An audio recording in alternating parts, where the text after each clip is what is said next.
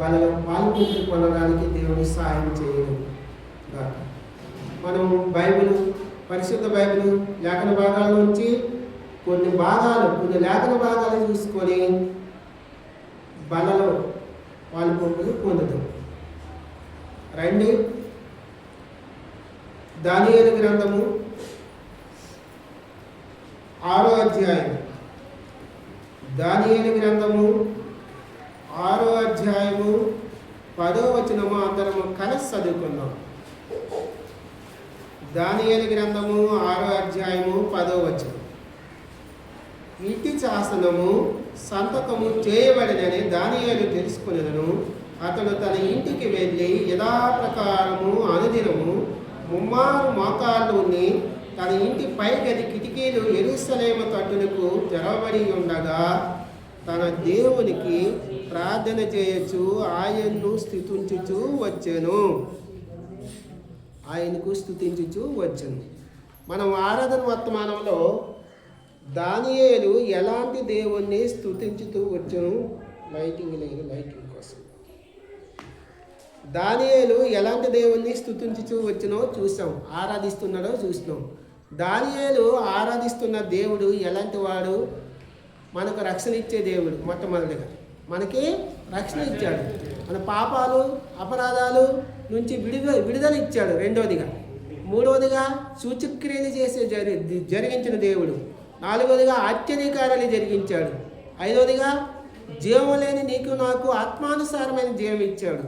ఆరవదిగా యుగాయుగాలు నిలిచి ఉండే దేవుడు ఆయన. ఏడవదిగా నశించిపోని దేవుడు ఆయన. ఎలాంటి దేవుడు? నశించిపోయే దేవుడు, నాశనం కాని దేవుడు, నిత్యము నిలిచి ఉండే దేవుడు ఆయన. అయితే దానియేలు ఆరాధిస్తున్న దేవుడు ఎలాంటి వాడో మనం చూసినాము. అయితే ఇప్పుడు మన అవసరం ఏంటంటే దానియేలు అసలు ఎలాంటి వాడు? ఇంతవరకు మనం ఆరాధన వర్తమానంలో దానియేలు ఆరాధిస్తున్న దేవుడిని చూసినాం. మనం దానియేలు ఆరాధిస్తున్న దేవుడు ఎలాంటి గుణగణాలు కలిగి ఉన్నాడో చూసినాం. ఇప్పుడు అసలు దానియేలు భక్తుడు ఎలాంటి జీవితం ఈ లోకంలో జీవించాడు? దానియేలు ఎలాంటి వాడు? దానియేలులో ఉన్న గుణగణాలు ఎలాంటివి? దానియేలు భక్తుడు ఎలాంటి జీవితము ఈ లోకంలో జీవించాడు? దానియేలు ఎలా జీవించాడు అనేది మన అవసరం. దేవుడు నడిపింపు కోసం చిన్న ప్రార్థన చేసుకుందాం. పరిశుద్ధుడా, ప్రేమ కలిగిన ప్రియ పరలోకపు తండ్రి యేసయ్యా, నీకు స్తోత్రాలు, వందనాలు, స్తుతులు చెల్లించుకుంటున్నాము రాజా. ఎంతవరకు ఆరాధన మీ తోడు నడిపించినారు. స్తోత్రాలు, వందనాలు, స్తుతులు దేవా. ఇదిగో తండ్రి, వర్తమానంలో మీ సన్నిధిని మాకు తోడుగా ఉంచి సాయం చేయండి దేవా. మీరే కనికరించి కటాక్షించండి, కరుణించండి ప్రభా. యేసయ్యా, మీరే ప్రభా పరలోకం నుంచి నాకు జ్ఞానం దయచేయండి దేవా. జ్ఞానం లేని వాడిని, వట్టివాడిని, మట్టివాడిని ప్రభా, ధూళి లాంటి దుమ్ము లాంటి వాడిని, అయోగ్యుని ప్రభా. బోధిస్తే కింద కూర్చున్న ప్రజలకి బోధించే యోగ్యత లేని వాడిని, అర్హత లేని వాడిని ఒప్పుకుంటూ నన్ను నేను తగ్గించుకుంటూ నీ నామాన్ని, ఘనమైన నామాన్ని హెచ్చిస్తున్నాను ప్రభా. నీ ఆత్మ అభిషేకం నా పైన ఉంచమని, సాయం చేయమని, నీ పరలోకం నుంచి ప్రభా మాతో మాట్లాడమని దేవా. నీ నోటి మూలంగా నన్ను వాడుకుని మహిమ పొందమని ప్రభా. మాకు అవసరమైన వర్తమానాన్ని అనుగ్రహించి మహిమ పొందమని, సమస్త ఘనత మహిమ ప్రభావం పొందుకోమని నజరేయుడైన యేసు క్రీస్తు నామములో అడిగి బతిమలాడి వేడుకుంటున్నాము ప్రియా పరలోకపు తండ్రి, ఆమేన్. దానియేలు ఆరాధిస్తున్న దేవుడు ఎలాంటి వాడో ఆరాధన వర్తమానంలో చూసినాం.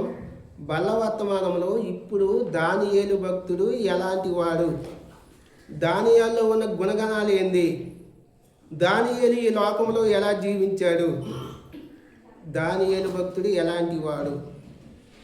రండి, దానియేలు గ్రంథం బయట వంట చేసేవారు తప్ప ఎవరూ ఉండొద్దు, దయచేసి లోపలికి వచ్చేసేయండి. దానియేలు గ్రంథము 1వ అధ్యాయము,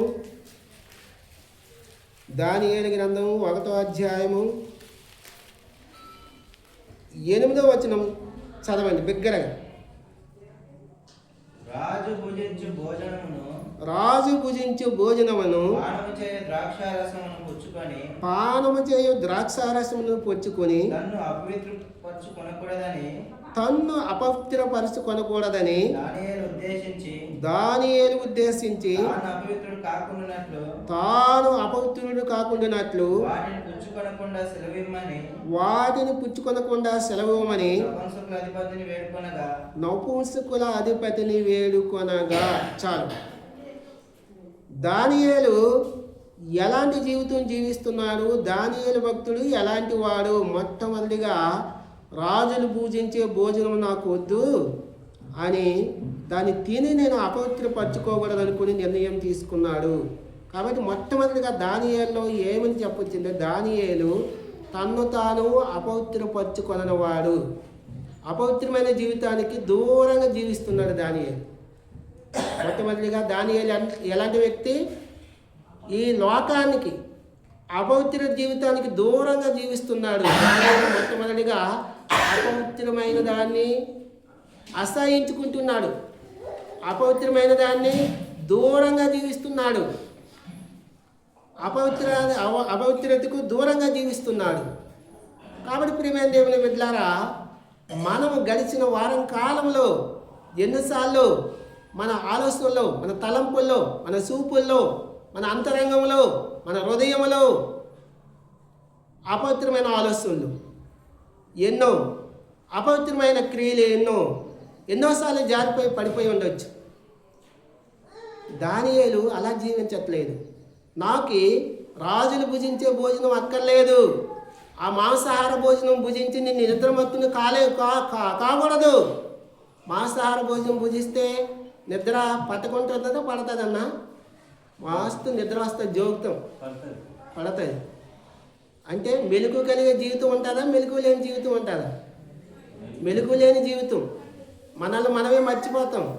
అందుకే దానియేలు ఆ మాంసాహార భోజనం నాకు వద్దు, ఆ ద్రాక్షారసము మత్తుడు, ఆ మత్తు ఉన్న ద్రాక్షారసము నాకు వద్దు.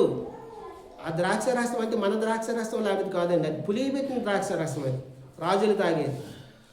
దాన్ని తాగితే ఏది వస్తుందన్నా? చంద్రశేఖర్ అన్న, నిద్ర వస్తుందా, వేలుకు వస్తుందా? నిద్రే వస్తుంది.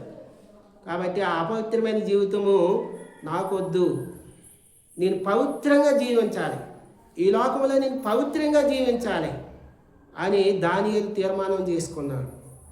దానియేలు దానియేలులాగా మనము ఈ లోకంలో పాపంలో పడిపోకుండా పవిత్రంగా జీవించాలి, యథార్థంగా జీవించాలి. ప్రసంగి గ్రంథము 10:1 చదవండి ఒకసారి. ప్రసంగి 10:1. ప్రసంగి సామెతల తర్వాత ప్రసంగి 10:1. చదివేటోళ్ళు కొంచెం ఫాస్ట్గా చదివితే వర్తమానం ఫాస్ట్గా వెళ్ళిపోద్ది, లేకపోతే లేట్ అయిపోద్ది. ప్రసంగి 10.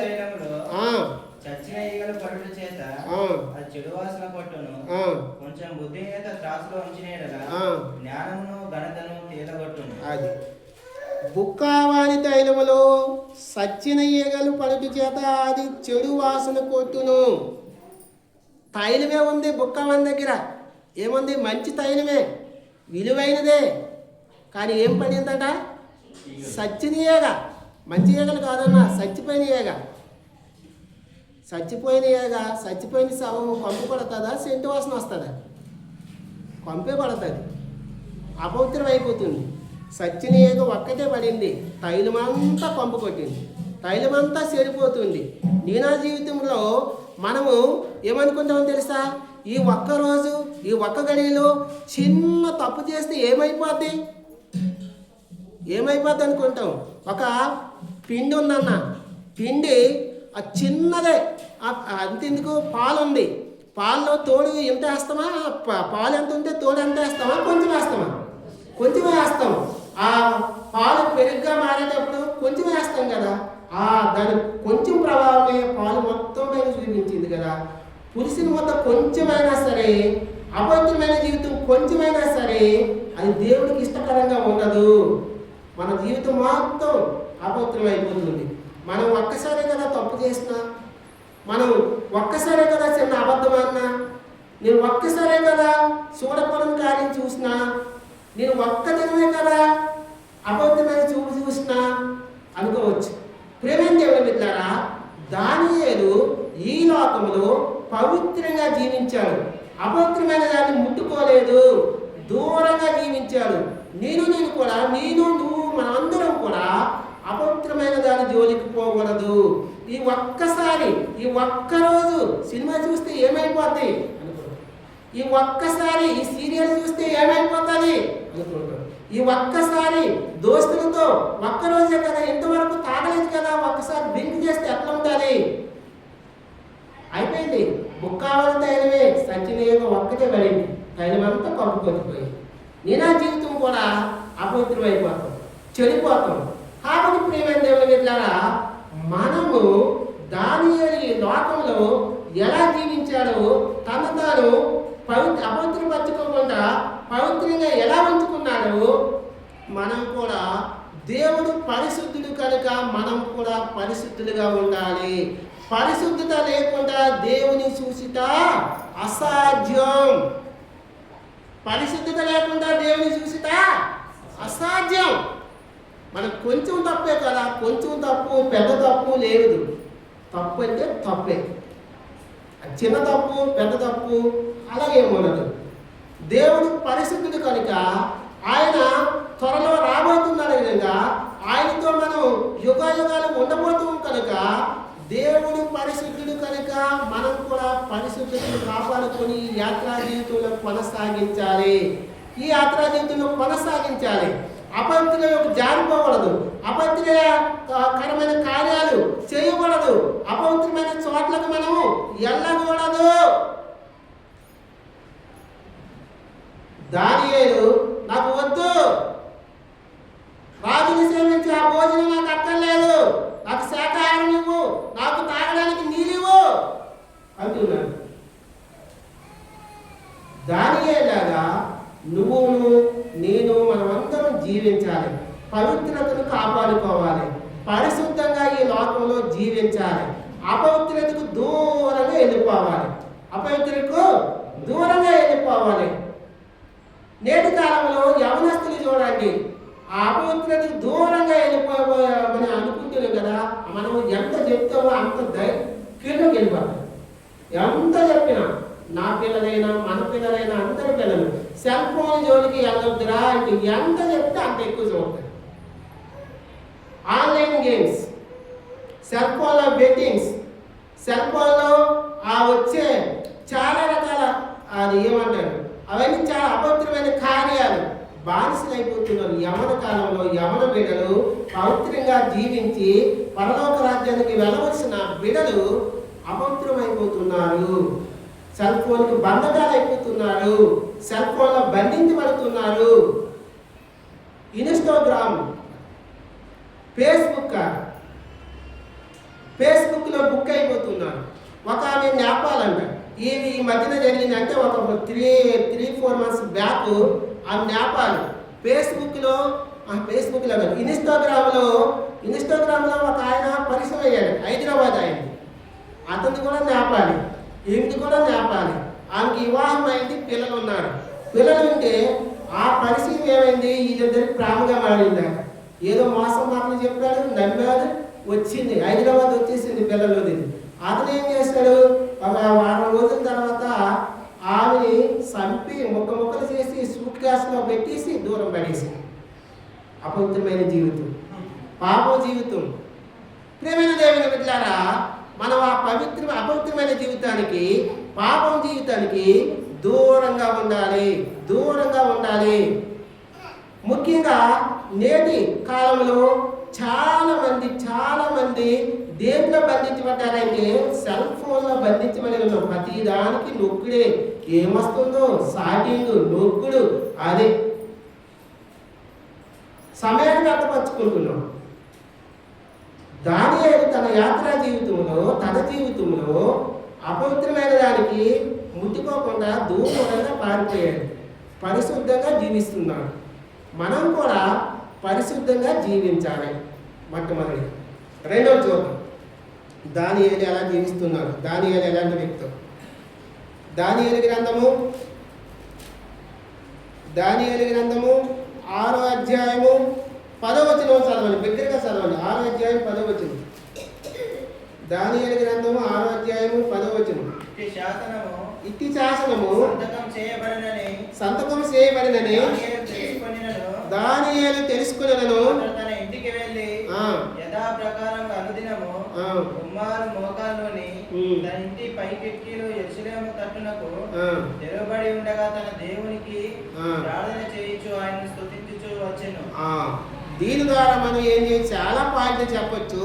కానీ దేవుడు మనకు బయలుపరిచింది ఏంటంటే సంతకం చేయబడింది. శాసనం సంతకం చేయబడింది. ఏ శాసనం అది? 30 దినాల వరకు రాజును తప్ప ఎవరిని గణపరచకూడదు, రాజును తప్ప ఎవరిని మొక్కకూడదు. రాజునే సేవించాలి, రాజునే గణపరచాలి, రాజునే మొక్కాలి. ఏ దేవుణ్ణి సేవించకూడదు, ఏ దేవుణ్ణి ప్రార్థించకూడదు, ఏ దేవుణ్ణి ఆరాధించకూడదు అని శాసనం వచ్చింది. దర్యావేశు రాజు శాసనం చేశాడు. శాసనం పైన సంతకం చేయబడింది.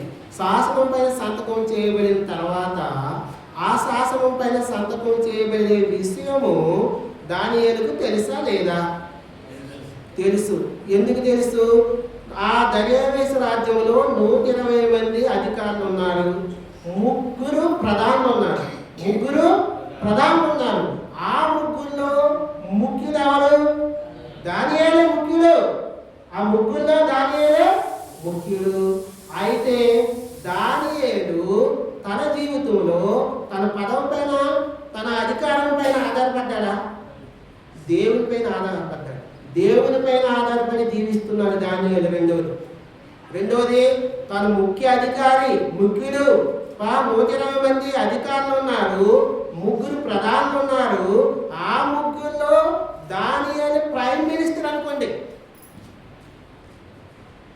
అయినా సరే రాజు దానియేలు చెప్తే వింటాడా లేడా? వింటాడు. శాసనం చేయొద్దంటూ ఆపుతాడా లేదా? సంతకం చేయడం ఆపేస్తాడు. కానీ దానియేలు రాజు పైన ఆధారపడలేదు. దానియేలు తన అధికారం పైన ఆధారపడలేదు. దానియేలు దేవుని పైన ఆధారపడి జీవిస్తున్నాడు. నువ్వు నేను మన యాత్రా జీవితంలో దేవునిపై ఆధారపడి జీవిస్తున్నామా? దానియేలులాగా చూసుకోవాలి. దానియేలుకి అధికారం ఉంది, సర్వస్వం తాను ఏం చెప్తే దర్యావేశు రాజు అదే చేస్తాడు. ముఖ్యుడు, ప్రధానుడు, అధికారం ఉంది, పదవి ఉంది, జ్ఞానం ఉంది. కానీ దానియేలు వాటన్నిటినీ లెక్క చేయలేదు, పక్కన పడేశాడు. నా దేవుడు జీవం కలిగిన దేవుడు, నా దేవుడు రక్షించడానికి సమర్థుడు. సింహాల బోనులోంచి నన్ను రక్షించాడు. ఈ శాసనం నుంచి నన్ను రక్షించడా అని అన్ని విషయాల్లో సమస్తములో దానియేలు దేవుని మీద ఆధారపడి జీవిస్తున్నాడు. మన జీవితంలో, మన పిల్లల జీవితంలో, మన యాత్రా జీవితంలో నువ్వు నేను ఎంతవరకు దేవుని మీద ఆధారపడి జీవిస్తున్నాము? ఎంతవరకు? మనం ముందే నిర్ణయం తీసుకుంటాం, పలానా అబ్బాయితో పెళ్లి చేసుకోవాలి, డిసైడ్ ఈయన చేసుకున్నారు. దేవుడికి ఏమనగా లాస్ట్లో ప్రసాదం ఇస్తాడు కదన్నా. అలాగే దేవా నీ చెప్తావా కాదు, అప్పుడు నీ చెప్తావా కాదంటే ఏంటి? ముందే నిర్ణయం తీసుకున్నాం, మనము ముందే సిద్ధమైపోయాము. ఫస్టే అప్పచెప్పుకోవాలి దేవునికి. దేవునిపై ఆధారపడడం అంటే అది. దేవునిపై ఆధారపడి జీవిస్తున్నామా? లోకం పైన, అధికారం పైన, మనకున్న సౌందర్యం పైన, మనకున్న డబ్బు పైన, మనకున్న అధికారం పైన మనం ఆధారపడి జీవిస్తున్నామా? ఆలోచన చేసుకోవాలి. దేవుని పైన ఆధారపడాలి. అన్ని విషయాల్లో దేవుని పైన ఆధారపడితే దేవుడే నీకు మార్గం చూపిస్తాడు. దేవుడే నీకు మంచి మార్గంలో నడిపిస్తాడు. చెడ్డ మార్గం లేదు, మంచి మార్గం లేదు ఆయనకు తెలుసు. ఆయన నిన్ను జగతికి పునాది వేయబడక ముందే క్రీస్తులో నిన్ను ఏర్పాటు చేసుకున్నాడు. క్రీస్తులో నన్ను ఏర్పాటు చేసుకున్న దేవుడు నీ మంచి చెడ్డ అతనికి తెలుసు. నువ్వు ఏ మార్గంలో పోవాలో, ఏ దారిలో పోవాలో, ఏది సామగ్రమైందో, ఏది యోగ్యమైందో ఆయనకు తెలుసు. దానియేలు తన అధికారాన్ని ఆధారం చేసుకోలేదు. దానియేలు తను ప్రధానిగా ఉంటూ కూడా అధికారం పైన ఆధారపడలేదు. అన్ని విషయాల్లో దేవునికి అప్పగించుకున్నాడు, దేవుని మీద ఆధారపడ్డాడు. మనం ఈ లోకం అనే లోకం మీద మనం ఫస్ట్ అపాయం వస్తే ఎవరికి ఫోన్ కొడతామన్నా? ఫస్ట్ అపాయం వస్తే చుట్టుపక్కల మా దోస్తులు ఎవరు ఉన్నారు ఫోన్ కొడతాం, అంతే కదా, దోస్తులు ఫోన్ కొడతాం. ప్రభా నాకు ఈ అపాయం వచ్చిందని మోకరించి ప్రార్థన చేయము. అదే మనం ఫస్ట్ దేవుడికి అప్పగించుకోవాలి. మోకరించి ప్రార్థన చేస్తే ఆయన కార్యం ఎవరి ద్వారానే జరిగిస్తాడు. దానిని చేస్తుంది అదే. శాసనం వచ్చినా సరే శాసనం లెక్క చేయకుండా యథాప్రకారము ఇంట్లోకి పోయి మోకాలుని ప్రార్థన చేస్తున్నాడు, ఆరాధన చేస్తున్నాడు, దేవునికి స్తుతులు అర్పిస్తున్నాడు, ఆరాధన చేస్తున్నాడు. ఆ శాసనం నుంచి విడుదల విమోచన వరకు శాసనం నుంచి విడిపించడం కోసం ఆరాధన చేశాడు. దేవుడు అద్భుతంగా చేశాడు. మన జీవితంలో కూడా మనము ఏ విషయాలైనా, పిల్లల వివాహ విషయంలో కావచ్చు, పిల్లల చదువుల విషయంలో కావచ్చు, మన ఆరోగ్య విషయంలో కావచ్చు, మన ఆర్థిక పరమైన విషయంలో కావచ్చు, మన వ్యాపార విషయంలో కావచ్చు, ఏ విషయమైనా ప్రభువా నా పట్ల ఈ విషయం పట్ల నీ ఉద్దేశం ఏమిటి, నీ చిత్తమేమేయండి, అలా జరిగించు అని అన్ని విషయాల్లో ఆయనకి మనం అప్పగించుకుంటే ఆయన ఏ మార్గంలో నడిపించాలో, ఎలా నడిపించాలో మనం నడిపిస్తాడు. నడవలసిన మార్గంలో మనం నడిపిస్తాడు. దానియేలైతే దేవుని మీద ఆధారపడ్డాడు. అంత శ్రమలు వచ్చినప్పుడు, అంత కష్టకరమైన పరిస్థితి వచ్చినప్పుడు ఆ శాసనం యొక్క ఆ సారాంశం ఏంటి అంటే ఆ రాజుని తప్ప, దర్యావేశ రాజుని తప్ప ఏ దేవుని సేవించినా సింహానుభవంలో వెయ్యాలి. అది శాసనం. సింహానుభవంలో వేసినా సరే పర్లేదు, సింహాలు లాంటి నాకు సింహాలు మింగేసినా పర్వాలేదు, కానీ నేను దేవుని విడిచిపెట్టను, నేను దేవుని పైన ఆధారపడతా అని దానియేలు నిర్ణయం తీసుకున్నాడు. ప్రియమైన దేవుని బిడ్డ, ఈ యాత్రా జీవితంలో ఎన్నో శ్రమలు వస్తాయి, నిందలు వస్తాయి, అవమానాలు వస్తాయి, అవన్నీ వస్తాయి. రాక మానదు. దేవుడు ఏం తప్పు చేశాడు? యేసుక్రీస్తు ప్రభువు లోకాలకు వచ్చి సిలువ శ్రమలు అనుభవించాడు, నిందలు అనుభవించాడు, అవమానాలు అనుభవించాడు. ఏమైనా తప్పు చేశారా? ఏమైనా పాపం చేశారా? నాలో పాపం ఉందని మీరు ఎవరైనా స్థాపించగలరా? చూపించండి అంటున్నాడు. అంత పరిశుద్ధంగా పవిత్రంగా జీవించిన దేవునికే శ్రమలు మానలేదు, అవమానాలు వచ్చినాయి, నిందలు వచ్చినాయి, సిలువ కార్యం జరిగింది. కాబట్టి మనం పరలోక రాజ్యాన్ని స్వతంత్రించుకోవాలంటే, యుగాయుగాలు ఆయనతో ఉండాలంటే నిందలు రాకమానదు, అవమానాలు రాకమానదు, అవన్నీ వస్తాయి. అయినా సరే దేవుని చిత్త ప్రకారం ముందుకు పోవాలి. దానియేలు దేవుని మీద ఆధారపడినట్టుగా నేను దేవుని మీద ఆధారపడి ముందుకు పోవాలి. వాళ్ళన్నింటి నుంచి పరిస్థితులన్నింటి నుంచి దేవుడు విడుదల విమోచన ఇస్తాడు. విడుదల విమోచన ఇస్తాడు. మార్గాలు సరళం చేస్తాడు. ఆయన మార్గాలు సరళం చేస్తాడు. యెషయా గ్రంథంలో ఒక దగ్గర ఉంటుంది, మార్గం 45, యెషయా గ్రంథం 45 ఒకసారి చూడండి, రిఫరెన్స్ చూద్దాం ఒకసారి.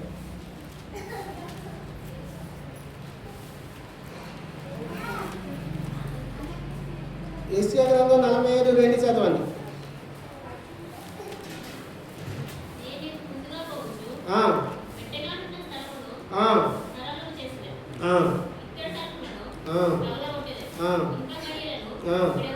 చాలా అక్క, నేను నీకు ముందుగా పోవచ్చు, మెట్టగా స్థలములను సరళం చేయుదును. మెట్టగా అంటే పోవడానికి సరిగ్గా లేదు మార్గం, సరళం చేస్తాడు. మార్గాన్ని సరిగ్గా చేస్తాడు దేవుడు ఆయన మీద ఆధారపడితే. ఇంకేమంటున్నాడు? ఇత్తడి తలుపులను పగలగొట్టేదను. ఇత్తడి తలుపులు లాంటి పరిస్థితులు ఇచ్చిన, ఇనప గడియ లాంటి పరిస్థితులు ఇచ్చిన వాటన్నింటినీ వినగొడతాను. అడ్డంగా ఏమొచ్చినా సరే వాటన్నింటినీ తీసుకొస్తా, మార్గాలు సరళం చేస్తా, నా మీద నువ్వు ఆధారపడు. దానియేలు అదే నిర్ణయం చేసుకున్నాడు. దానియేలు శివాను పోలినా సరే, శివాలు నన్ను మింగేసినా సరే, నేను దేవుని పైన ఆధారపడాలి, నా అధికారం పైన, నా పదవి పైన నేను ఆధారపడకూడదు అని నిర్ణయం తీసుకున్నాడు.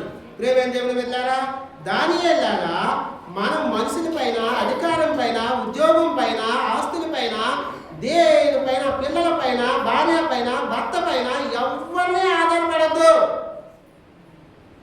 పరలోకము దేవుని పైన ఆధారపడాలి, ఆయన ఆధారపడాలి, ఆయన సేవించాలి, ఆయన ఆరాధించాలి. దానియేలు దేవుని పైన ఆధారపడ్డాడు.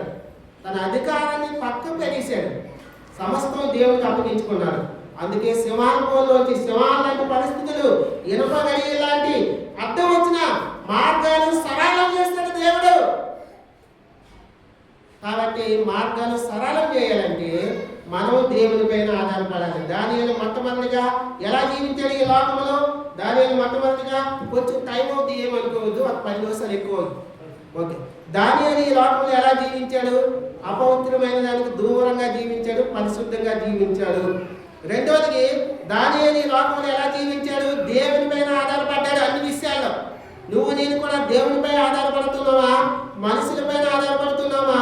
మనకున్న ఆస్తిపాస్తులపైన ఆధారపడుతున్నావా? మన కుటుంబంపై ఆధారపడుతున్నావా? పిల్లలపైన ఆధారపడుతున్నావా? మన అధికారం పైన ఆధారపడుతున్నావా? ఆలోచన చేసుకోవాలి. ఆలోచన చేసుకుని సరి చేసుకుని వాళ్ళలో పాల్గొవాలి. మూడోది చూద్దాం.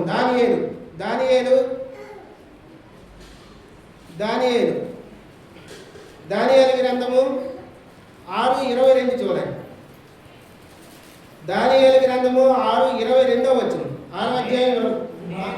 నేను నా దేవుని దృష్టికి నిర్దోషినిగా కనబడుతుంది కనుక ఆయన తన దూతను పంపించి ఆ సింహములు నాకు ఏ హాని చేయకుండా వాటి నోలు మూయించెను. రాజా, నీ దృష్టికి నేను నేరం చేసిన వాడిని కాదు కదా. నేను దానియేలు మొట్టమొదటిగా ఎలా జీవిస్తున్నాడంటే అపవిత్రమైన దానికి దూరంగా జీవిస్తున్నాడు, పరిశుద్ధంగా జీవిస్తున్నాడు. రెండవదిగా దేవునిపై ఆధారపడి జీవిస్తున్నాడు. మూడవదిగా తన దేవుని దృష్టికి నిర్దోషి అంటే దోషములు లేనివాడు, నీతిమంతుడిగా జీవిస్తున్నాడు. దానియేలు దేవుని దృష్టికి నిర్దోషిగా జీవిస్తున్నాడు. మూడవదిగా దానియేలు దేవుని దృష్టికి ఎలా ఉన్నాడు? నిర్దోషి. నీవు నేను దేవుని దృష్టికి దోషులుగా ఉన్నామా, నిర్దోషులుగా ఉన్నామా పరీక్షించుకోవాలి. నిర్దోషి, దోషం అనేది దానియేలు కనిపించలేదండి. ఏ దోషము లేదు, నిర్దోషిగా జీవిస్తున్నాడు. ఏ తప్పు లేదు, ఏ పొరపాటు లేదు. దానియేలు గ్రంథము 6:4 కూడా ఒకసారి చదవండి. అది 6:4 చదవండి ఒకసారి. అందుకు ప్రధానులను అధిపతులను రాజ్యపాలన విషయంలో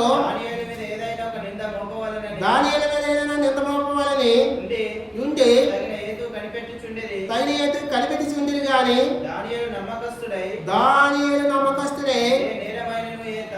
అది ఏ నేరమైనను ఏ తప్పు అయినను చేయని వాడు కాడు గనుక దానియేలు తప్పైనను లోపమైనను కనుగొనకపోయాయి.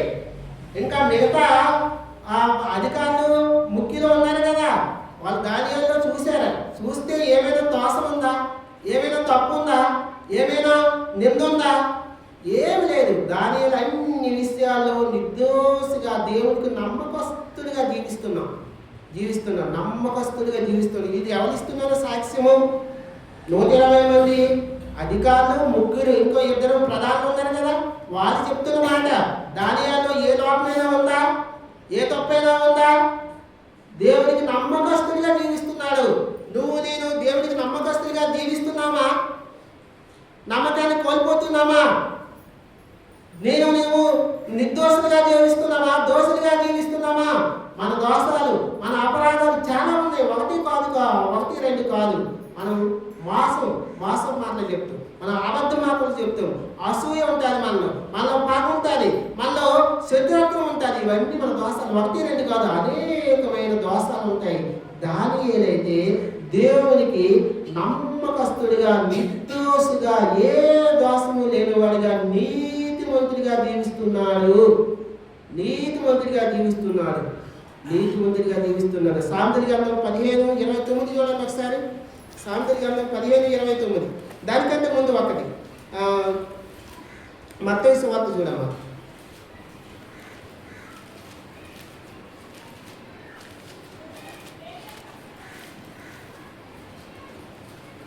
మత్తయి సువార్త 7వ అధ్యాయము 24 చదవమ్మా. కాబట్టి ఈయన మాటలు విని వాది చొప్పున చేయి ప్రతి వాదును అంటే 23 కూడా ఇవన్నీ చదవాలన్నమాట. అప్పుడు నేను మిమ్మల్ని ఎన్నప్పుడు ఎరుగుదుగా అక్రమ చేయవాలని నా యొద్ద నుండి కొన్ని వాటితో చెప్పుదును. కాబట్టి ఈ నా మాటలు విని వాడు చెప్పుని చేయి ప్రతి వాడును బండ మీద తన ఇల్లు కట్టుకున్నాను. ఓకే, ఇది ఆ రెఫరెన్స్ అలా ఉంచండి. సామెతలు చూసిన తర్వాత ఇది చదివితే కానీ మనకు అర్థం అవుతుంది. సామెతలు 15:29 చూడండి.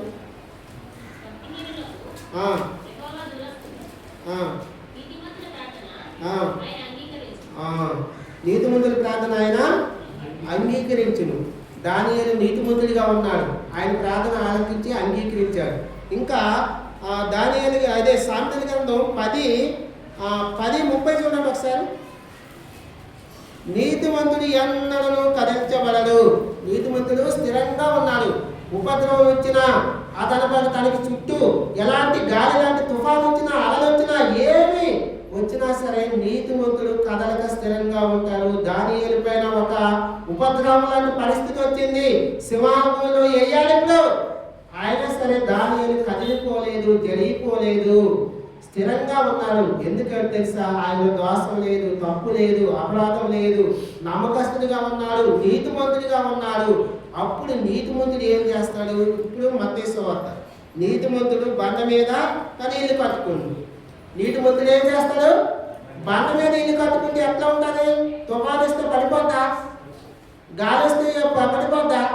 తుఫాను లాంటి పరిస్థితులు, అలలు, గాలి, వరదలు వచ్చినా అది చెక్కు చెదరక స్థిరంగా ఉంటుంది. దానియేలు కూడా నీతివంతుడిగా స్థిరంగా, ఏ దోషము లేనివాడిగా, నిందారహితుడిగా స్థిరంగా ఉంటున్నాడు. బుద్ధిహీనుడైతే ఏం చేస్తాడు? బుద్ధిహీనుడు ఇసుకలో ఇల్లు కట్టుకుంటాడు. అది వరద వచ్చినా కూలిపోద్ది, తుఫాను వచ్చినా కూలిపోద్ది, తుఫాను వచ్చినా కూలిపోద్ది. కాబట్టి ప్రియమైన దేవుని బిడ్డలారా, మనం దానియేలు లాంటి జీవితం జీవించాలి లోకంలో. దానియేలు నిందారహితుడిగా ఉన్నాడు, నీతిమంతుడిగా ఉన్నాడు, ఏ దోషము లేదు, నమ్మకస్తుడిగా ఉన్నాడండి. నమ్మకస్తుడిగా నువ్వు నేను దేవుడికి నమ్మకస్తుడిగా ఉంటున్నామా? మోసే తన యాత్రా జీవంలో దేవుని ఇల్లు అంతట్లో నమ్మకస్తుడట. దేవుని సేవకులు మీకు ఏ పని చేసినా, ఏ బాధ్యత తప్పక చెప్పినా నమ్మకంగా చేయాలండి. అది నష్టమైనా, కష్టమైనా, ఇష్టం లేకున్నా సరే ఇష్టపూర్వకంగా చేయాలి, నమ్మకంగా చేయాలి. దానియేలు నమ్మకస్తుడిగా మనం ఉండాలి, నిర్దోషులుగా మనం ఉండాలి. అప్పుడే మనం బలన చేయవేయాలి. 4వ చూద్దాం. దానియేలు గ్రంథము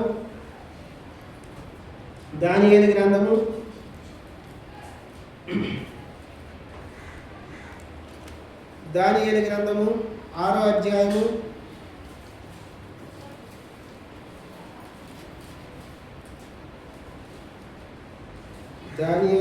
6వ అధ్యాయము.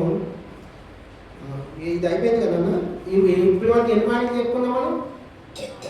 దానియేలు అపవిత్రమైన దూరంగా ఉన్నట్టు పవిత్రంగా జీవించాడు. 2వదిగా దేవుని మీద ఆధారపడ్డాడు. 3వదిగా నిర్దోషిగా ఉన్నాడు. 4వదిగా చూడలేదు కదా. 4వది చూద్దాం. దానియేలు గ్రంథము 6వ అధ్యాయము 10వ వచనం చదువు. ఇట్టి శాసనము దానియేలు తెలుసుకొనినను అతడు తన ఇంటికి వెళ్ళి యథాప్రకారం అనుదినము ముమ్మారు మోకాల్లోని తన ఇంటి పైగది కిటికీలు యెరూషలేము పట్టణం తెరవబడి ఉండగా తన దేవునికి ప్రార్థన చేయుచు ఆయన స్తుతించుచు వచ్చెను. సరే, ఇది 5వ పాయింట్ చెప్పుకుందాం, కానీ 4వ పాయింట్కి ఇంకో పాయింట్ చెప్పుకుందాం. 5వ పాయింట్ చదువు ఒకసారి. 5వ పాయింట్ దానియేలు గ్రంథం 5వ పాయింట్. ఈ దానియేలు శ్రేష్టమైన బుద్ధి గలవాడే, కళలు తెలియజేయుటకును, మర్మములు తెలియజేయుటకును, కఠినమైన ప్రశ్నలకు ఉత్తరం ఇచ్చుటకును జ్ఞానము తెలివి గలవాడే కనబడి. దానియేలు ఈ లోకంలో 4వదిగా ఎలా ఉన్నదంటే శ్రేష్టమైన బుద్ధి గలవాడిగా జీవిస్తున్నాడు. దానియేలు గ్రంథము 5వ అధ్యాయం 12వ వచనంలో చూడండి. ఈ దానియేలు శ్రేష్టమైన బుద్ధి గలవాడై కళలను తెలియజేయుటకును, మర్మములను తెలియజేయుటకును, కఠినమైన ప్రశ్నలకు ఉత్తరం ఇచ్చుటకును జ్ఞానము తెలివి గలవాడు కనబడెను. శ్రేష్టమైన బుద్ధి. ఎలాంటి బుద్ధి ఉండాలి? శ్రేష్టమైన బుద్ధి కలిగి జీవిస్తున్నాడు దానియేలు. ఈ లోకంలో శ్రేష్టమైన బుద్ధి కలవాడిగా జీవిస్తున్నాడు. మంచి బుద్ధి, లోక సంబంధమైన బుద్ధి కాదు, పరలోక సంబంధమైన బుద్ధి కలిగి జీవిస్తున్నాడు దానియేలు. దానియేలు పరలోక సంబంధమైన బుద్ధి కలిగి జీవిస్తున్నాడు. సామెతల గ్రంథం 10:1 చదవండి. సామెతల గ్రంథం 10:1. జ్ఞానము గల కుమారుడు తండ్రిని సంతోషపరచును, బుద్ధి లేని కుమారుడు తండ్రికి దుఃఖం పుట్టించును. జ్ఞానము గల కుమారుడు, మన తండ్రి ఎవరు? ఆత్మీయ తండ్రి, పరలోకపు తండ్రి ఆయనకు మనము సంతోష పెట్టాలి. ఆయనకు మనం ఏం చేయాలి? సంతోషం పెట్టాలి. ఆయనకు సంతోషం పెట్టే జీవితం మనం జీవించాలి. శ్రేష్టమైన బుద్ధి కలవాడుగా జీవిస్తున్నాడు. పరలోక తండ్రి గణపరుస్తున్నాడు. దానియేలు పరలోక తండ్రిని దానియేలు మహిమపరుస్తున్నాడు. శ్రేష్టమైన బుద్ధి వివేచన కలిగి జీవిస్తున్నాడు. సామెతలు 2:11 చదవండి ఒకసారి. సామెతలు 2:11. సామెతల గ్రంథం 2:11 చదవండి. బుద్ధి నిన్ను కాపాడును, వివేచన నీకు కావలకాయను. ఆ శ్రేష్టమైన దానియేలులో ఉన్న శ్రేష్టమైన బుద్ధి నీలో నాలో ఉంటే బుద్ధి నిన్ను కాపాడును. ఏమని కాపాడుతుంది అంటే ఈ నిత్య నరకం నుంచి కాపాడుతుంది. ఆ బుద్ధి నిన్ను నిత్య జీవనంలో నడిపిస్తుంది. వివేచన నీకు కావలకాయను. ఆ వివేచన నీ చుట్టూ కంచి ఉంచుతుంది. ఆ బుద్ధి నిన్ను కాపాడుతుంది.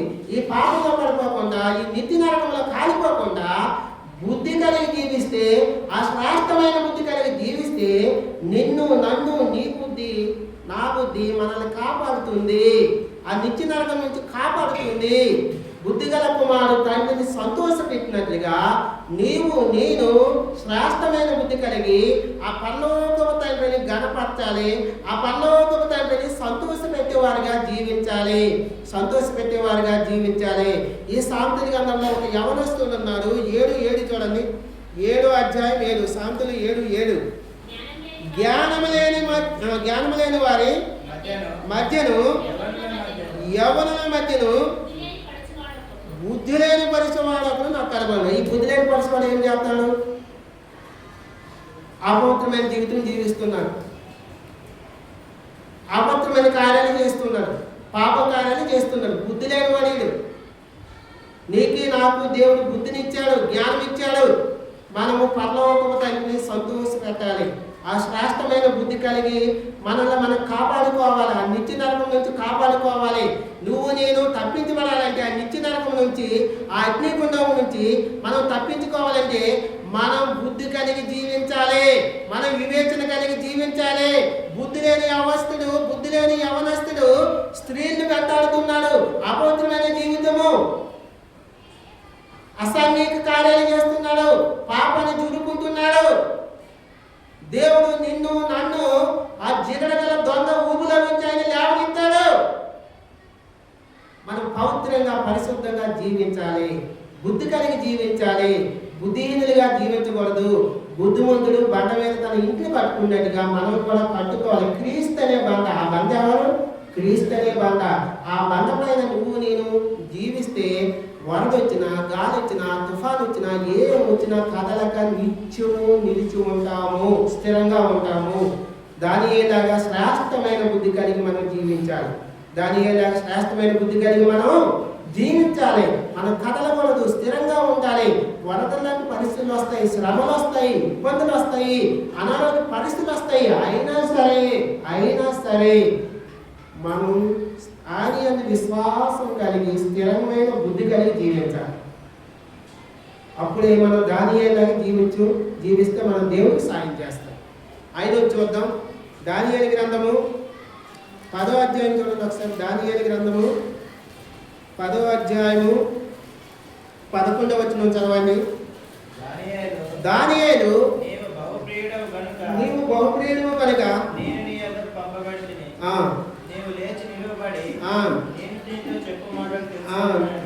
ఓకే, ఇక్కడ చూడండి. దానియేలు నీవు బహుప్రియుడు గనుక.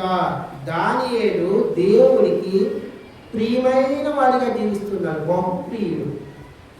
దానియేలు 5వదిగా ఎలా జీవిస్తున్నాడు? దేవుడికి ప్రియమైన వాడు, బహుప్రియుడు. ఎక్కువగా దేవుడు దానియేలు ప్రేమిస్తున్నాడు. దానియేలు మొట్టమొదటి యాత్రా జీవితంలో, లోకంలో ఎలా జీవిస్తున్నాడు? దానియేలు అపవిత్రమైన దాన్ని దూరంగా పోతున్నాడు, పరిశుద్ధంగా జీవిస్తున్నాడు. గుర్తుంచుకోండి. రెండవది, దానియేలు దేవుని మీద ఆధారపడి జీవిస్తున్నాడు. దానియేలు మూడవది, నిర్దోషి, ఏ తప్పు చేయని వాడు, నమ్మకంగా జీవిస్తున్నాడు, నీతిమంతుడిగా జీవిస్తున్నాడు. నాలుగవది, దానియేలు శ్రేష్టమైన బుద్ధి కలిగి జీవిస్తున్నాడు.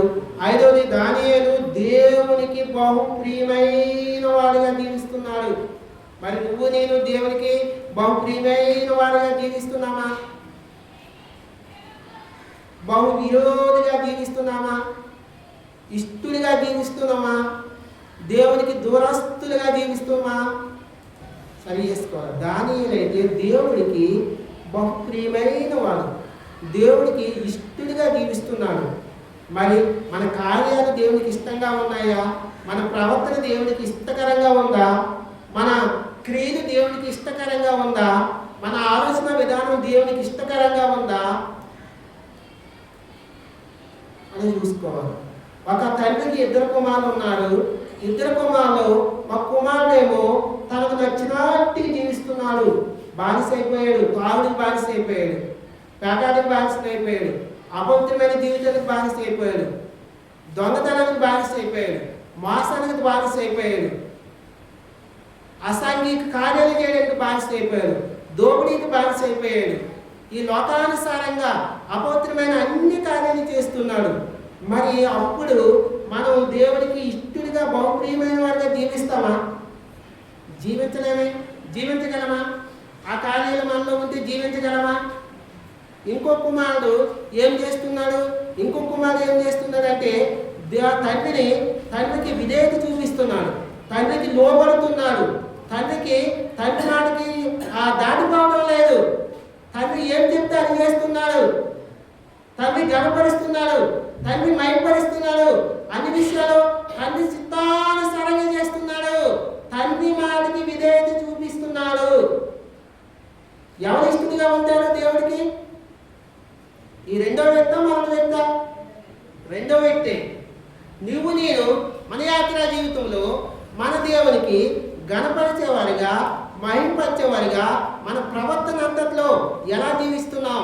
మన ప్రవర్తన సరిగ్గా ఉందా? మన ఆలోచన సరిగ్గా ఉందా? దేవునికి ఇష్టకరంగా ఉందా? మన మాటలు దేవునికి ఇష్టకరంగా ఉందా? మన మాటలు ఎవరినైనా గాయపరిచేదిగా ఉందా? మన మాటలు ఎవరినైనా మోసం చేసేదిగా ఉందా? మన మాటలు, మన క్రియలు, మన ఆలోచన ఈ లోకంలో ఎలా ఉంది? దేవునికి ఇష్టకరంగా జీవిస్తున్నామా? దేవునికి విరోధంగా జీవిస్తున్నామా? ప్రియమైన దేవుని బిడ్డలారా, నువ్వు నేను దానియేలులాగా దానియేలు దేవుడికి బహుప్రియమైన వారిగా ఉన్నాడు, బహు ఇష్టడుగా ఉన్నాడు. మనం కూడా మన జీవితంలో దేవునికి ప్రియమైన వారిగా ఉండాలి. ఫలానన్న నాకు బహు ప్రియమైన వారిగా జీవిస్తున్నారు అని దేవుడు సాక్ష్యం ఇచ్చేవారిగా మనం జీవించాలి ఈ లోకంలో. దానియేలు అయితే దేవుడికి బహు ప్రియమైన వాడిగా ఉన్నాడు. మన ప్రవర్తన, ఆలోచన అన్ని విషయాల్లో తండ్రిని కనపరచాలి. అన్ని విషయాల్లో ఆయన చిత్తానికి లోబడి విధేయత చూపించి ఆయనకి ప్రియమైన వారిగా ఈ లోకంలో మనం జీవించాలి. దానియేలు మొట్టమొదటిగా అపవిత్రమైన దానికి దూరంగా జీవిస్తున్నాడు, పరిశుద్ధంగా ఉంటున్నాడు. రెండవదిగా దేవుని మీద ఆధారపడి జీవిస్తున్నాడు. మూడవదిగా నిర్దోషిగా, నిందారహితుడిగా, ఏ తప్పు చేయని వాడిగా, నమ్మకస్తుడిగా, నీతిమంతుడిగా జీవిస్తున్నాడు. నాలుగవది బుద్ధిమంతుడిగా, శ్రేష్టమైన బుద్ధి కలిగి జీవిస్తున్నాడు. ఐదవదికి దేవునికి బహుప్రియమైన వాడిగా జీవిస్తున్నాడు. మనం కూడా దేవునికి బహుప్రియమైన వాడిగా జీవించాలి. ఈ లోక ప్రేమను వ్యర్థమైంది, దేవుని ప్రేమ శాశ్వతమైంది. అది నిజమైన ప్రేమ, అది మోసం లేని ప్రేమ. ఈ లోక ప్రేమ కవటమైనది, మోసకరమైనది. ప్రియమైన దేవుని బిడ్డలారా, దేవునికి ప్రియమైన వారిగా మనం జీవించాలి. ఐదవదిగా. ఆరోదికి చూద్దాం. దానియేలు గ్రంథము 6:10 ఇదల్లా లాస్ట్ భాగంలో నేను చదివితే చూడండి. దానియేలు గ్రంథము 6:10. అతడు తన ఇంటికి వెళ్ళి యథాప్రకారము అనుదినము ముమ్మారు మోకాళ్ళునే తన ఇంటి కిటికీ పైగదిని తలుపులు యెరూషలేము తట్టులకు తెరవబడి ఉండగా తన దేవునికి ప్రార్థన చేయొచ్చు. ముమ్మారు మోకాళ్ళను ప్రార్థన చేస్తున్నాడు. దానియేలు దీని గురించి సరే ఎక్కువ ఎన్ని పాయింట్లు అయితే చెప్పొచ్చు, కానీ మనకు కొన్ని కాబట్టి. ఆరోదిగా దానియేలు మోకాల ప్రార్థనా జీవితం కలిగి జీవిస్తున్నారండి. దానియేలు వయసు ఎంతో తెలుసు అంటే అప్పుడు సుమారుగా దానియేలు వయసు 100 పైన ఉంటుంది, 100 సంవత్సరాల పైన. మనం యవన కాలంలో ఉన్నాము, యవనస్తులుగా ఉన్నాము, కనీసం ఒక 70 సంవత్సరాలు కూడా లేని మనము ప్రార్థనా జీవితం లేదు. దానియేలు మోకాల ప్రార్థనా జీవితం కలిగి జీవిస్తున్నారండి ఆ వయసులో. మరి మనకు మోకాల ప్రార్థనా జీవితం ఉందా? అసలు మన ప్రార్థనా జీవితం ఉందా? ప్రార్థనకు మనం ఎంత సమయం కేటాయిస్తున్నాము రోజుకి? నువ్వు ఏ సమయంలో లేస్తున్నారు? ఎన్ని గంటలు లేస్తున్నాం మనం? అసలు ఉదయకాలం ప్రార్థన చేసుకున్నామా? మన కుటుంబం ప్రార్థన చేసుకుంటున్నామా? ఏ పూజావన లేసి తండ్రిని కనపరుస్తున్నామా? మహిమపరుస్తున్నామా? యేసుక్రీస్తు ప్రభువు ఈ లోకంలో ఉన్నప్పుడు ఏ పూజావన లేసి ప్రార్థన చేసేవాళ్ళు ఉన్నారండి? ఏ పూజావ ప్రార్థన ఎందుకు చేయాలా? ఏ పూజావ ప్రార్థన చేయాలి? ఎందుకంటే నీ చుట్టూ, నీ కుటుంబం చుట్టూ, సంఘం చుట్టూ, నీ చుట్టూ దేవదూతల కంచి ఉండడం కోసం. ప్రభా నీ కృప, నీ కాపుదల నా పైన ఉంచు, నా కుటుంబం పైన ఉంచు, సంఘం పైన ఉంచు. నేను ఏ అపవిత్రమైన కార్యాల జోలికి పోకుండా, అపవిత్రమైన స్థలాల జోలికి పోకుండా నన్ను, నా బిడ్డల్ని, నా కుటుంబాన్ని కాపాడు. నా బిడ్డల చుట్టూ నీ కంచి. ఆ లోకంలో జీవిస్తున్నారు, లోకంలో పోతున్నారు, చదువుకోవడానికి పోతున్నారు, ఉద్యోగాలకు పోతున్నారు, స్థలాలకు పోతున్నారు, అక్కడ అల్లా నీ కంచి ఉంచు అని ఆయన కృపను కోరుకోవడం కోసం ఏ పూజలు ప్రార్థన చేయాలి మనం. నీ కాపుదల మా చుట్టూ ఉంచు, మేము పనులు చేసుకునే చోటు మా చుట్టూ కంచి ఉంచు. మోకాల ప్రార్థన జీవితం కలిగి జీవిస్తున్నాడు దానియేలు. ప్రియమైన దేవుని బిడ్డలారా, మనం రోజుకి ప్రార్థన కోసం ఎన్ని గంటలు, ఎంత సమయం కేటాయిస్తున్నాము? అసలు మనం ఈరోజు ప్రార్థన చేస్తున్నామా? అనుదినం చేస్తున్నామా లేదా పరీక్షించుకోవాలి. దానియేలు తన జీవితం చూస్తే ఎలాంటి కఠినమైన పరిస్థితులున్నా, ఎలాంటి ఉపద్రవాలైనా, ఎలాంటి కష్టంలో ఉన్నా సరే తాను మాత్రం యథాప్రకారం ముమ్మారు ప్రార్థన చేస్తున్నాడు. మనం ఒక్కసారి ప్రార్థన చేయడమే కష్టం, యథాప్రకారం ముమ్మారు ప్రార్థన చేస్తున్నాడు. ప్రేమ వెళ్ళారా, నీ నా జీవితాల్లో మనం ముమ్మారు సాధ్యం కాకపోవచ్చు, కనీసం ఒక్కసారైనా ఏ పూజావున కనీసం 1 గంటైనా ప్రార్థన చేసేవారిగా ఉన్నామా?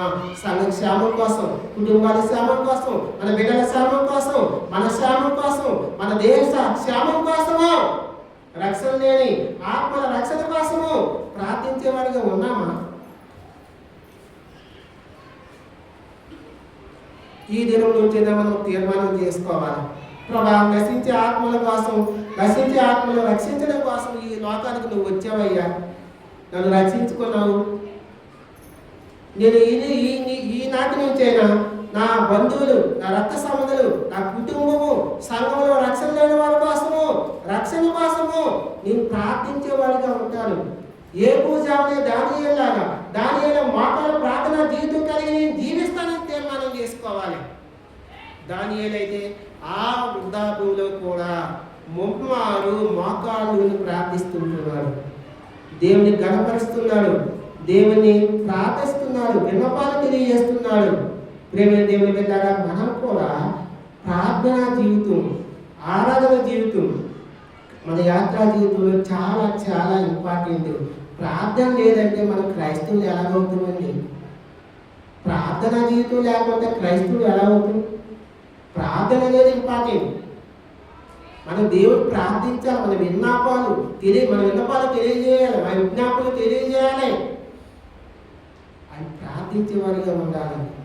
ఒక పేద విధవరాలు ఉంది, ఆమె నమ్మకస్తురాలుగా జీవిస్తున్నాడు దేవుడు. కానీ చిన్నపిల్లలు ఇద్దరు ఉన్నారు. ఆ చిన్నపిల్లలు ఒకనొక దినం, అన్ని దినాలు ఒకలాగా ఉండవు. యాత్రా జీవితంలో శ్రమలు వస్తాయి, నష్టాలు వస్తాయి, కష్టాలు వస్తాయి, సంతోషం ఉంటాయి, అన్నీ ఉంటాయి. నమ్మకస్తురాలుగా జీవిస్తుంది ఒక గ్రామంలో. అయితే వాళ్ళు తినడానికి తిండి లేదండి చిన్నపిల్లలకి. ఒక దినం ఆ సందర్భం అలాగొచ్చింది పరిస్థితి.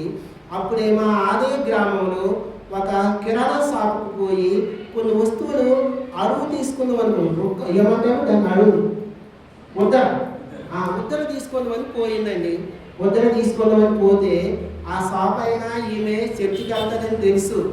ఏం తెలుసు అతనికి ఏం తెలుసు, ఏమమ్మా నువ్వు చర్చికి పోతావు కదా, నీ దేవుడు నేను పోషించలేదా, అది ఇది అనుకుని యాగం చేస్తూ ఉంటాడు.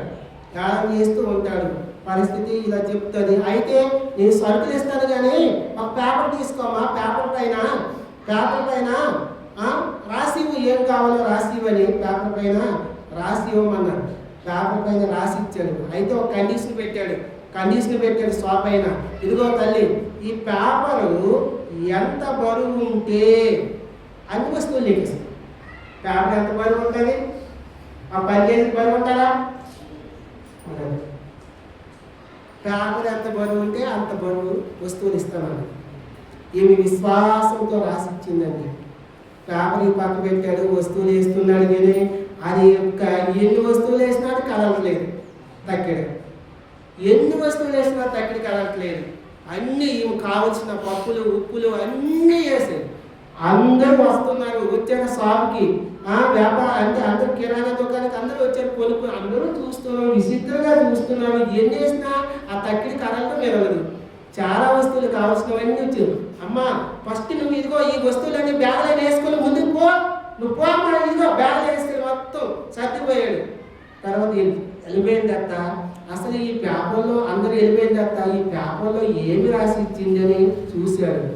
దేవా నేడు మా అనుదిన ఆహారము నేడు మాకు దయచేయము అని రాసిందండి. అంతే విశ్వాసం కలిగి ప్రార్థన చేసి మా అనుదిన ఆహారం మాకు నేడు దయచేయము అని రాసి ఆశ్చర్యపోయాడు. దేవునికి అసాధ్యమైన ఏమో ఉన్నది. ప్రేమైన దేవుని దగ్గర ఆయనే దేవదూతలు పంపించి ఆ అక్కడికి ఎక్కడో ఏమో చేశారు, చెప్పలేదు. కాబట్టి మనము ప్రార్థనా విజ్ఞాపన అనేది చాలా ఇంపార్టెంట్. దానియేలు లాంటి ప్రార్థనా జీవితం కలిగి మనం జీవించాలి. దానియేలు లాంటి ప్రార్థనా జీవితం కలిగి మనం జీవించేవాడుగా ఉండాలి. చివరగా దానియేలు గ్రంథము 5:11 చదువుతుంది. నీ రాజ్యములో ఒక మనుష్యుడున్నాడు, అతడు పరిశుద్ధ దేవతల ఆత్మ గలవాడు. నీ తండ్రి కాలములో దైవ జ్ఞానము వంటి జ్ఞానమును బుద్ధియు తెలివి గలవాడై ఉండెను. చాలు. దానియేలు చివరగా చాలా ఉన్నాయి కానీ మనకు కొన్ని. నీ రాజ్యంలో ఒక మనుష్యుడున్నాడు, అతడు పరిశుద్ధ దేవతల ఆత్మ గలవాడు. దానియేలు 7వదిగా పరిశుద్ధ దేవతల ఆత్మ కలిగి జీవిస్తున్నాడండి. దేవతల ఆత్మ, దేవుడు ఆత్మ కలిగి జీవిస్తున్నాడు దానియేలు. ఈ లోకపు సంబంధమైన ఆత్మ కాదు, ఈ లోకానికి సంబంధించిన ఆత్మ కాదు, దెయ్యాల ఆత్మ కాదు, పరిశుద్ధ దేవతల ఆత్మ కలిగి, దేవదూతల ఆత్మ కలిగి, దేవతల ఆత్మ కలిగి, పరిశుద్ధ దేవతల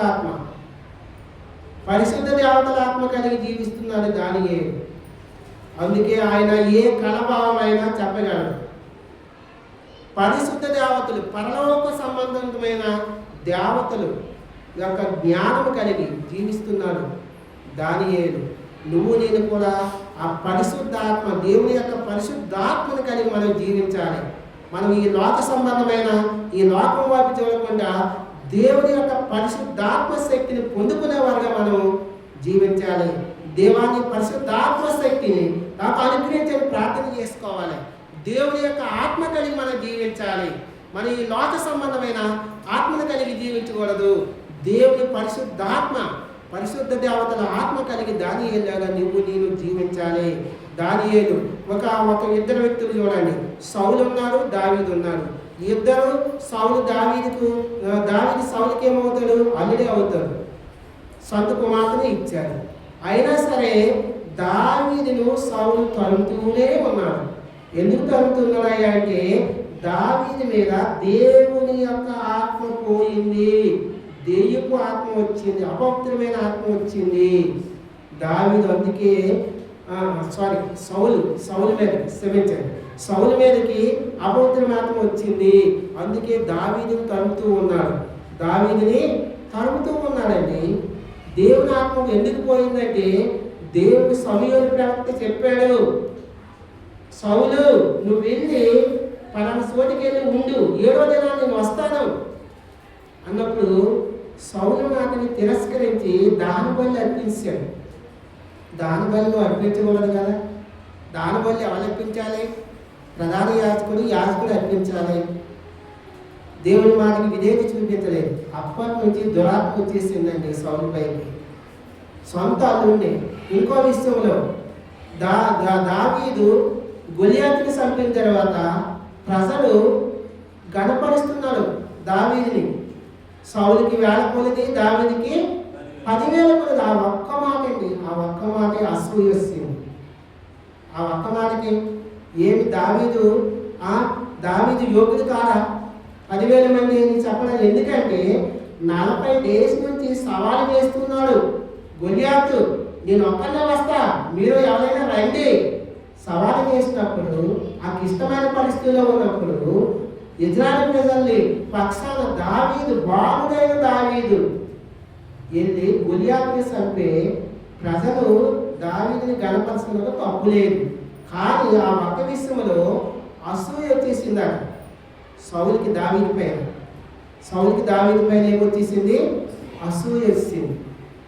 కాబట్టి పరిశుద్ధ దేవతల ఆత్మ కలిగిన నువ్వు నేను ఎలా జీవించాలంటే ఈ లోకంలో మనం ప్రేమ కలిగి జీవించాలి. ఈ లోకంలో ప్రేమను పంచుతూ జీవించాలి. మన శత్రువులు ప్రేమించేవారుగా జీవించాలి. పరిశుద్ధ దేవతల ఆత్మ కలిగి జీవించడం అంటే ఇదే.